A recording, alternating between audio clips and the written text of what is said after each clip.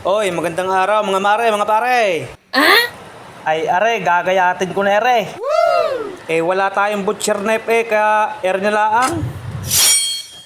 Ay, since 3 years old ay nagkakatay na ako ng manok. Ano ga? Nice! Joke lang, huwag kang trigger. Ay, are, akin ang sinusungkit-sungkit lang, oh. Tingnan. Sasamahan mo lang naman ng kunting diin, pag ganyan, oh. Wow. Oh, di kay ayos na, nahiwa dahil. Sasabay na natin ang gahit ng samya, ay so. Sampalok, dahon ng sampalok, pakuluin. Ari na, gisay ng sibuyas.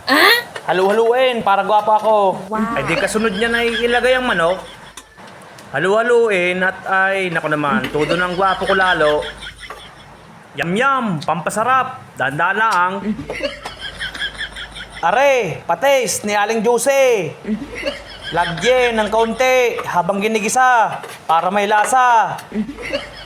Para gwapo ka. Tanglad para banayad. Takpe.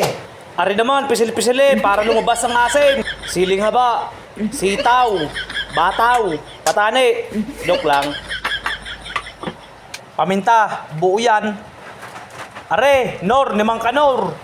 Op, balate, ay sauce. Ngipinin mo na, iina ko naman na yan. Ay kakatamad kumuha ng gunting.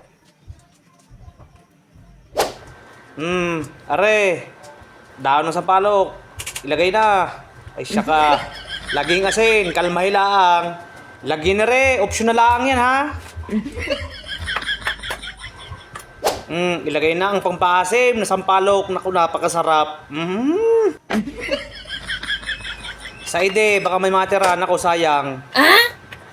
Ari na, ay si Halo. Panayang Halo. O, tamo, gwapong-gwapo.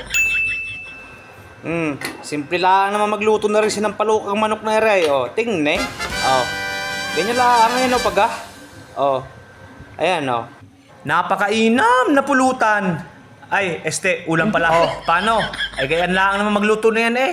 Bye-bye!